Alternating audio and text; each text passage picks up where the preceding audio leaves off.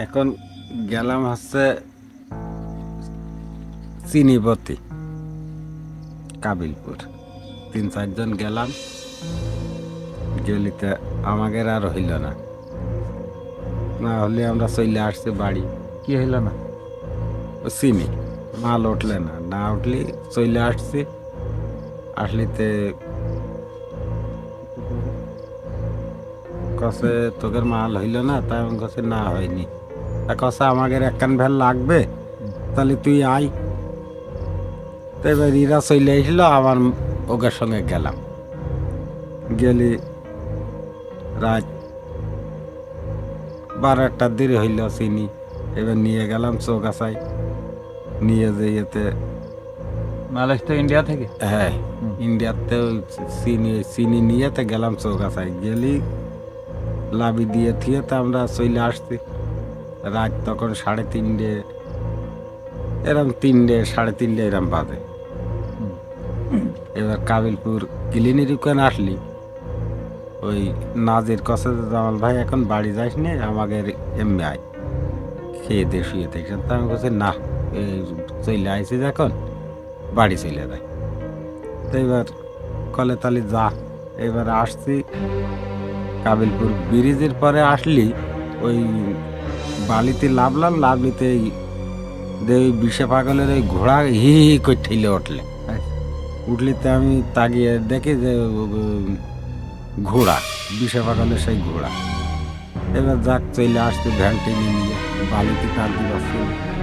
এবার আসলে পিছন মুখ তাকিয়ে দেখি সে ঘোড়া আর নেই, এই তেরমিন এক কুকুর। কুকুর হাঁটছে না।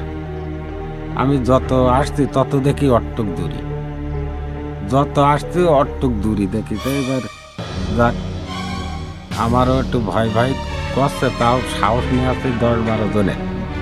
তা এইবার এসে ব্যাংটার লবের ওই বাড়ির উঠে এসে ময়নার ডাক দিচ্ছে। ময়না কাছে কি? তা আমি কাছে একটু আগুন দে, এইসব বলছি না। যে আমার ভয় কাছে কি কি বলছি না। এবার ও আমার আগুন দিয়ে ওদের ওই কুয়োর কান্দায় পিসাব ফিরতে বসলো। বসলিতে কুকুর আর নেই। এইবার ও পিসাব ফিরতে বসলো, আমি পাকা রাস্তায় উঠলাম। উঠে হাকিমের বাড়ির উকেন আসলি দেখি সেই কুকুর সামনে। তো আমি বলছি কুকুর পিছনে ছিল, সামনে কি করে এসলো? এইবার যাচ্ছে ওই অট্টক দূরি, মনে হচ্ছে কুকুর দাঁড়িয়েই রয়েছে, কিন্তু আমার কোলে না, ও মেলা তফাৎ। এইবার যাক ওইভাবে আসছে, আসলিতে আতিয়ারের বাড়ির উকেন আসলি দেখি ওই বেড়ার কোলে আতিয়ারের ছেলে শরীফুল, না শরীফুল না, ও দেখি যে ওই একজন কিডা উলুঙ্গ ন্যাংটাইয়ে দাঁড়িয়ে দিয়ে। এবার ঘুরে আবার আসলাম, এই সাথে দেখি কিডা। জিজ্ঞেস করছে কিডা, তা কাছে তুই জানে যাচ্ছিস যা।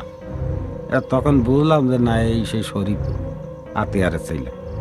তোর দেখে আরো সাহস হইলো। তা ওরা আবার বলছি যে তুই বাড়ির কাছে না থেকে যদি একটু তফাৎ হতিস, তোর আজ মারা কই থিয়ে যেতাম, তোর ন্যাংটা হয়ে থাকার স্বাদ মিটাতাম। দেখছে তুই জেনে যাচ্ছিস যা। এইবার আমি ঘুরিয়ে চলে আসলাম। আসলিতে দেখি ওই নবী সদ্দির বাড়ির ওখানে যে কুয়ো, বড় কুয়ো, ওই কুয়োর কান্দায় ওই যে বড় বাঁশ ঝাড়, ওই বাঁশ ঝাড় দেখি একদম উবড়ে রাস্তার পরে শুয়ে রে, পাকা রাস্তার পর। মনে মনে করছি যে কিরাম হইলো, ঝড় নেই কিছু নেই, বাঁশ ঝাড় উবড়ে শুয়ে রয়ে আছে। তো এইবার গ্যাস লাইট বের করে তো বিড়ি ধরাছে, আলো ধরিয়ে দেখি যে যেরাম বাঁশ ঝাড় সেরাম সোজা এরিয়ে। এবার যাক আমি বেরিয়ে আসছি, এবার ওই জোড়া কুয়ো মুখো যে পথ গিয়েছে, ওই নিচেই দেখি 2জন মানুষ বসে রয়েছে। কিডা? তা কছে যে আমি আবু সালাম আর রাজ্জাক, আয় বিড়ি খেয়ে যা। তা আমি কাছে না, এখন বিড়ি খাবো না, আমি চলে যাচ্ছি। তো এবার চলে আসলাম। সে এবার দেখি মনের মধ্যে হচ্ছে আল্লাহ, 30 না সকল খুন করিল। 30 না কিভাবে পড়িয়াছিল, কিভাবে কনে কোপ মারিল, কনে জবি করিল, গলায় কনে পোষ মারিল, হাতে পোষ মারিল, মাথায় কোপ মারিল, এই সব মনে হচ্ছে। ওরে কবরের কেন আসলো। এইবার বাড়ি আসলাম, এসে হাত পা ধুয়েতে ভাত খাতে বসলাম। ভাত নিয়ে তো ভাত খেয়ে শুলাম, দেখি গা গতর বেতাতে সকালে উঠতে পারিনি। তো এবার ওষুধ খেলাম তাও কিছু হইল না। এবার আট দূরির কাছ থেকে গা ঝাড়িয়ে নিলাম, নিলিতে সেইরে আস্তে আস্তে সেইরে গেল। এবার পরের দিনকে সকালে আবু সালামের সাইকেলের দোকান ছিল, দিয়ে জিজ্ঞেস করছে তোমরা উকেনে কি করছিলে? তা করছে উকেনে আমরা বাল ছিটতে থাকতো। আচ্ছা। তার মানে আবু সালাম ছিল না, না, অন্য লোক অন্য ছিল। মানুষ ছিল। ওই আমার ওই বিড়ি খাওয়ার নাম কইয়াতে নিয়ে যাচ্ছিল গা দেওয়ার জন্য। আমি তো যাইনি।